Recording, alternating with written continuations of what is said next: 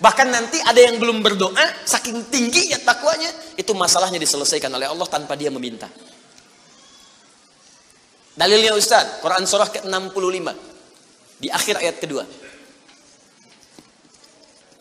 Di akhir ayat kedua, di awal ayat ketiga.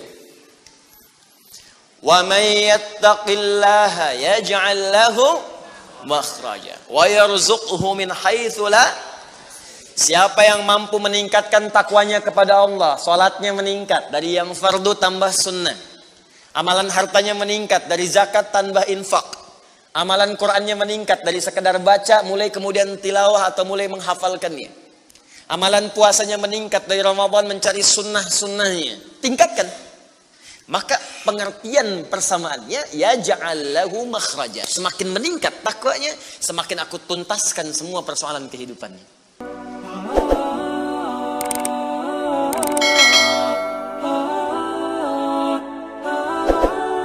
Semua Bapak Ibu sekalian, ingat kalimat ini. Saya perlambat sedikit. Bonus yang Allah berikan kepada orang yang menjadikan 4 ini sebagai model dalam kehidupan. Bonus cepatnya, maka amalan yang ia kerjakan akan mempermudah doa dia dikabulkan. Tadi saya contohkan Siddiqin kan. Syuhada nggak usah ditanya. Orang-orang para syuhada itu bahkan sebelum wafatnya diberikan jalan-jalan kemudahan oleh Allah. Bahkan sebelum wafat kalau benar syahidnya, itu banyak doanya yang dikabulkan. Bukankah para ulama bagian dari mujahid fisabilillah? Berapa banyak para ulama yang mengangkat tangannya dikabulkan? Imam Ahmad bin Hanbal pernah lewat, kemudian ada seorang mengatakan, Syekh, anak saya sakit, tolong doa kepada Allah. Kata Imam Ahmad, kamu ini doa-doa sendiri katanya. Imam Ahmad ingin mengajarkan, kamu kan masih punya lisan. Kamu masih punya kemudian kekuatan, minta dulu sama Allah supaya ada ikhtiar. Orang itu tiba-tiba pulang, ya dengan perasaan dia agak kecewa karena Imam Ahmad tidak mendoakannya. Ternyata ketika dia pulang, Imam Ahmad berdoa kepada Allah. Ya Allah, sembuhkan anak si fulan itu. Pulang, anaknya sembuh. Allahu Akbar. Ini doa ulama itu kalau benar kealimannya, kalau benar ilmunya dan khasyahnya kepada Allah, itu hujah di lisannya. Bahkan firasatnya nyata. Kadang dikasih dalam mimpi, kadang kemudian bermohon kepada Allah tanpa diketahui. Ada. Solihin juga demikian. Bahkan turun Quran surah ke-5 ayat 35. Ya. Paling kanan sebelah bawah, ya ayyuhalladzina amanu taqullaha wabtaghu ilaihil wasilah. Hai orang-orang beriman, tingkatkan terus takwamu kepada Allah dan jadikan takwa itu sebagai wasilah untuk meminta kepada Allah dari apa yang engkau inginkan. Dan kalau Anda cari takwa di Quran, bentuknya amal soleh. Tidak pernah kalimat takwa disebutkan dalam Al-Quran kecuali pada umumnya akan menyebut amal saleh.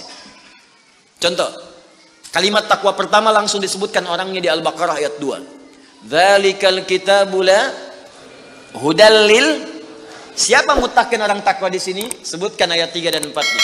Alladzina yu'minuna bil ghaib wa yuqimunas. Lihat sini. Iman dulu. Iman baru kemudian salat.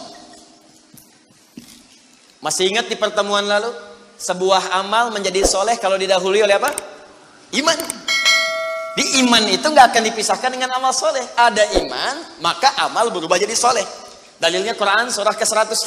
Walas innal insana lafi illa alladzina amanu iman wa amilus soleh. Amal soleh.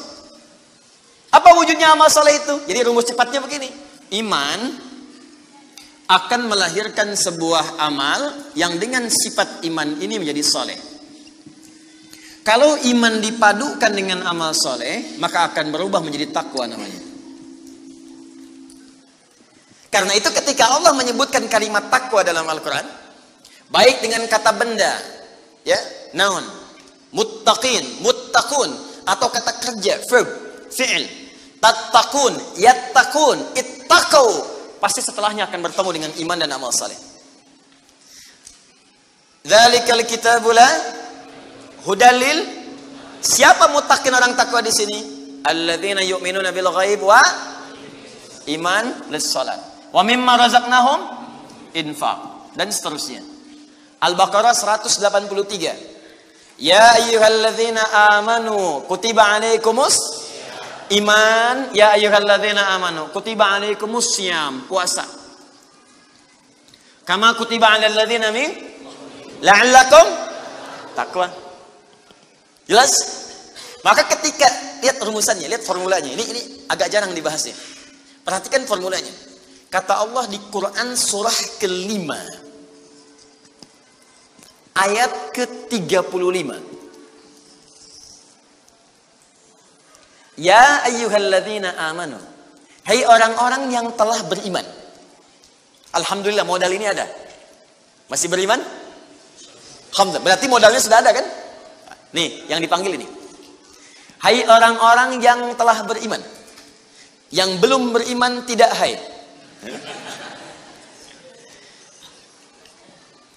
Ittaqullah. Tingkatkan takwamu kepada Allah. Yang diminta ini. Perhatikan rumusnya. Hai orang-orang yang telah beriman, tingkatkan takwamu kepada Allah. Wabtaghu ilaihil wasilah. Dan carilah dengan peningkatan takwa ini wasilah untuk mengabulkan doa-doa yang kita mohonkan.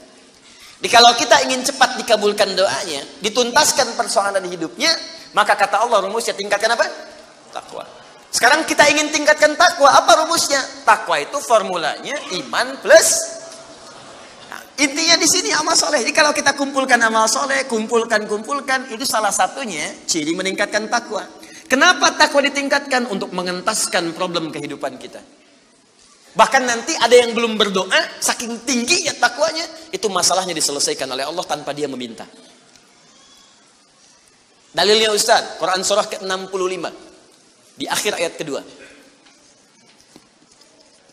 Di akhir ayat kedua, di awal ayat ketiga.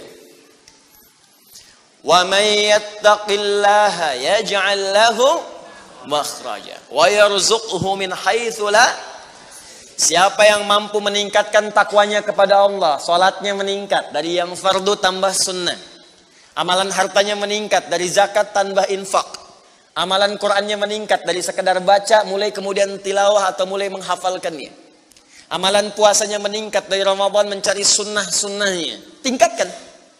Maka pengertian persamaannya ya ja'allahu makhraja. Semakin meningkat takwanya, semakin aku tuntaskan semua persoalan kehidupannya. Jadi Bapak Ibu kayaknya nggak dapat masalah, padahal Anda tuh mengalami masalah sebetulnya. Cuman masalahnya sebelum dialami diringankan oleh Allah sehingga seakan-akan tak terasa. Ada yang langsung masalah dihadapkan di depannya, tapi diberikan ketenangan dalam jiwanya sehingga perasaannya nikmat saja. Padahal sebelumnya tidak begitu. Macet, sebelumnya menghujat, kadang mencela, klakson nggak berhenti, ya, bikin status juga, langsung kasih komen negatif, ya, Jakarta kesini banjir, siapa gubernurnya, misalnya, apa solusinya? Ini begini, ini begitu, apa solusinya? Apa ketenangan yang kita dapatkan? Tapi ada orang yang ketika dapat macet, tiba-tiba, Allahu Akbar, dia cuma klik dengan satu tombol, klik keluar murotal. Alhamdulillah ya Allah engkau kasih macet. Kalau enggak macet seperti ini, bagaimana aku kemudian mendekat kepadamu dengan mendengar murotal ini? Ternyata ketika macetnya 15 menit, hafal ayat 3 ayat. Selalu ada hikmah dalam kehidupan. Sedang zikir, ada yang berdoa, itulah yang dimaksudkan. Dientaskan persoalan, diberikan ketenangan, dan dipahamkan tentang nikmat yang diberikan. Ada orang yang minta dulu. Nah nanti orang soleh ini, solihin, itu diantara mereka bertawasul dengan amal solehnya. Ada yang sering bersolawat, tawasul dengan solawatnya. Ada yang sering infak, tawasul dengan infaknya. Bukankah kita pernah mendengar kisah yang sangat viral? Padahal masa itu belum ada media sosial. Tapi sampai kekinian sekarang. Kisah ini terjadi sangat lampau. Sampai sekarang lewat 15 abad masih viral dibukukan. Perhatikan, kalau kita ikhlas, maka semua kisah kebaikan kita akan diangkat sampai di masa yang tidak batas, sampai terjadi hari kiamat kembali kepada Allah Subhanahu wa taala. Walaupun komunikasi alatnya tidak lengkap. Pernah dengar kisah 3 orang yang sedang berjalan kemudian tiba-tiba ada hujan, berlindung masuk ke sebuah gua. Begitu masuk di dalam gua itu kisahnya sangat populer sekali sampai ada di Sahih Al-Bukhari sampai sekarang sering dikisahkan. 3 orang laki-laki sedang berjalan beraktivitas. Tiba-tiba datang hujan deras, berlindung masuk ke dalam sebuah gua. Ketika duduk di gua itu tanpa sadar batu dari atas menggelinding menutup ke dalam muka pintu gua itu. Pus, rap. Saking padatnya tidak meninggalkan celah yang cukup untuk mereka keluar. Akhirnya setelah reda, berusaha untuk mendorong. 3 orang, nggak sanggup. 1 lemas, yang 2 dorong, makin nggak sanggup. 1 lebih lemas, 1 orang dorong, ya sama betul-betul nggak sanggup. 3 aja nggak sanggup, 1 pengen dorong, nggak bisa. Akhirnya yang paham rumus ini, dari 3 orang itu, mulai berkata kepada teman yang 2, ini mustahil kita bisa kemudian tuntaskan, kecuali kita bertawasul dengan amal soleh yang pernah kita kumpulkan dalam hidup. Jika kita sudah merasa tak mampu sebagai makhluk, maka ini tanda dari Allah untuk meminta kepada Khalik. Dan disinilah kita disadarkan oleh Allah pentingnya amal soleh. Maka kalau kita sudah merasa amal soleh kita bermanfaat, bahkan bisa dipakai dalam doa, nanti akan semakin semangat amal solehnya. Itu rumus Pak Bu. Di sekarang banyak orang itu tidak mengerti kenapa mesti beramal soleh. Karena itu ketika diminta beramal, malas. Maghrib sudah sholat, begitu isya kan, Allahu Akbar, ayo isya, kok cepet amat, barusan udah maghrib sekarang isya lagi. Tapi kalau orang yang mengerti, Allahu Akbar, mudah-mudahan tiap menit sholat. Kata bisa minta, bukankah dalam sholat itu minta? Ya, Rabbi gfirli warhamni wajburni warfa'ni, permintaan semua. Dalam sujud minta lagi, minta, selesai. Maka 3 orang itu bermohon dengan amalannya. Yang satu mengatakan, ya Allah, saya punya seorang ibu yang saya baktikan hidup saya untuk melayani beliau. Saya bekerja pulang kemudian tidak pernah saya mengambil sesuatu sebelum ibu saya dulu. Apa yang saya lakukan sebelum tidur, saya kemudian siapkan susu untuknya saat bangun, kemudian saya berikan terlebih dahulu. Saya tidak pernah menyentuh makanan sebelum ibu saya terlebih dahulu menyentuhnya. Satu kali saya datang, ya Allah, mendapati beliau sudah tertidur. Maka saya tidak berani menyentuh kemudian makanan itu. Dan saya punya kebiasaan ketika bangun saya siapkan air susu.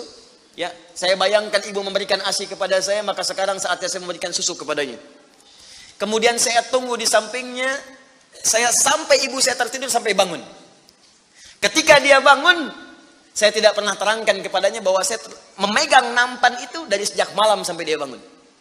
Kemudian saya tuangkan, saya minumkan kepada beliau, setelah beliau menyentuh baru saya makan. Kalau ini menjadi amal soleh yang pernah saya kerjakan, ya Allah, dan Engkau ridha dengannya, mohon bebaskan kami dari kungkungan batu ini. Yang tadinya tidak bergerak, begitu didorong bergeser. Mau keluar masih susah.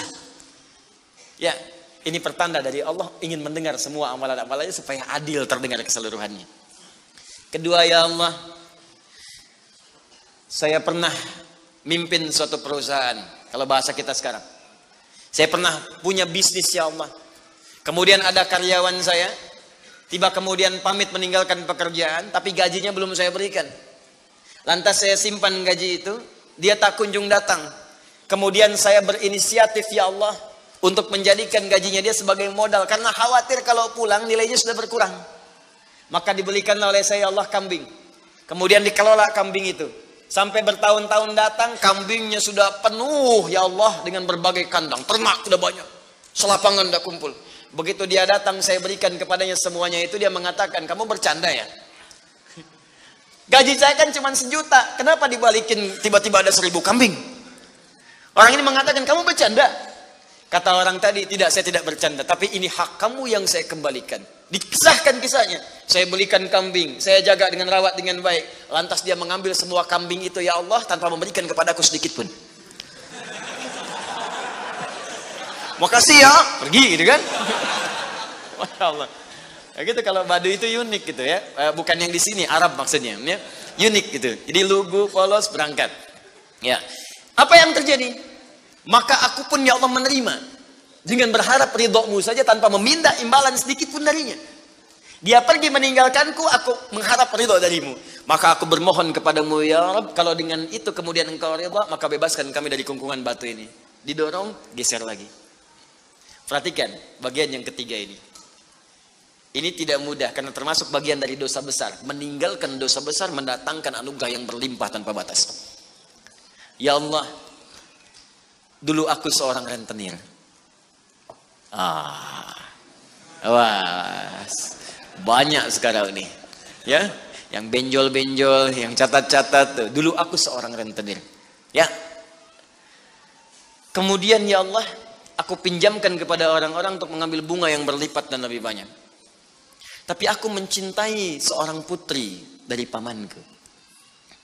Setiap aku lamar dia selalu menolak. Putrinya tuh orang soleh Pak, Bu, baik. Makanya di Quran jelas orang soleh nggak akan dipertemukan dengan yang kurang baik. Tapi jangan pesimis dulu. Caranya jadi orang baik dulu, nanti akan diarahkan pada yang baik. Sabar. Datang sendiri nanti. Ya. Maka apa yang terjadi? Satu saat aku punya kesempatan karena pamannya ternyata butuh modal, aku pinjamkan. Lama dia kemudian tidak bayar-bayar sampai menggelinding hutangnya begitu banyak terkumpul. Datanglah kemudian anak gadisnya kepadaku untuk minta keringanan. Maka aku katakan kepadanya, malam ini pun hutang bapak aku akan lunasi seluruhnya tanpa kecuali kalau malam ini engkau mau bergaul denganku. Maka anak perempuan itu sedih, merasa terancam, tapi tak mampu berbuat banyak untuk bapaknya, dia pasrah kemudian mengiyakan. Di malam itulah sejak aku siap-siap untuk menggaulinya, tiba-tiba si gadis itu dengan fitrah lisannya mengatakan, nih kalau orang nggak pernah maksiat, ini kalimatnya itu tinggi sekali, besar, pengaruhnya banyak. Kata perempuan ini, ittaqillah, paman, bertakwalah kepada Allah. Satu kalimat di gadis itu menggetarkan pada jiwaku, melahirkan rasa takut yang sangat dalam. Aku lari meninggalkannya sambil mengatakan, sudah, bapakmu tak ada utang lagi padaku, dan aku lari meninggalkannya. Ya Allah, kalau dengan perbuatan itu engkau ridha yang menjadikan aku bertobat sampai sekarang, maka mohon ya Allah bebaskan kami dari kungkungan batu ini. Begitu mau didorong, batunya sudah menggelinding jauh meninggalkan mulut gua itu. Kumpulan amal soleh yang digunakan wasilah untuk berdoa, terkadang akan cepat mampu mengabulkan apa yang kita mohonkan. Apalagi kalau yang dimintakan adalah pengalaman meninggalkan perbuatan maksiat yang besar. Kadang maksiat-maksiat itu jangan diikuti. Jauhi, tinggalkan. Nanti saat butuh, minta dengan amalan itu. Itu boleh, ayatnya ada. Yang nyuruh Allah berarti Allah yang menetapkan jalan. Salah satu formulanya mengerjakan itu supaya semangat beramal soleh. Amal soleh itu kan cuma dua. Kalau enggak if'al, wala taf'al. Do it, live it. Kerjakan, tinggalkan. Kerjakan sholat, jauhi zina. Kerjakan kemudian infak, jauhi bohong. Kerjakan ini, tinggalkan ini. Anda cukup kerjakan, tinggalkan. Dan dengan wasilah itu minta kepada Allah. Jelas di sini? Nah, ini mungkin doa banyak disampaikan tapi jarang terkabulkan. Karena pengertiannya terbalik. Yang ditinggalkan dikerjakan, yang dikerjakan ditinggalkan. Terus dengan pedenya minta, ya Allah mohon kabulkan. Susah. Kenapa? Naktas sauda. Ketika berbuat maksiat mulai ada penutup kemudian di cawan hatinya. Mulai yang ringan dulu begini. Sehingga saat cahaya akan masuk tidak tembus. Sedikit-sedikit. Allahu Akbar, Allahu Akbar. Dulu belum dengar adzan sudah ke masjid. Sekarang sudah dengar adzan masih belum semangat tuh ke masjid. Ini ada cawan nih yang ditutup. Makin keras lagi. Dulu masih nunggu qomat ke masjid. Sekarang sudah qomat mau dekat waktu sholat berikutnya gak ke masjid juga. Begini. Tapi kalau sudah begini, ini yang susah. Bahkan orang sholat pun masih disoal juga. Ngapain sholat? Tidak akan memberikan solusi. Soleh ya, ini udah begini. Sulit. Karena itu ketika memohon kepada Allah, kalau makanannya haram, perangkatnya haram, maaf, minumannya haram, pakaiannya haram, itu anna yustajabu lidzalik, kata Nabi di hadis Muslim. Maka barangkali itu penyebab doa sulit dikabulkan. Bukan Allah nggak ngabulkan, ketika diberikan nggak tembus tuh, nggak masuk.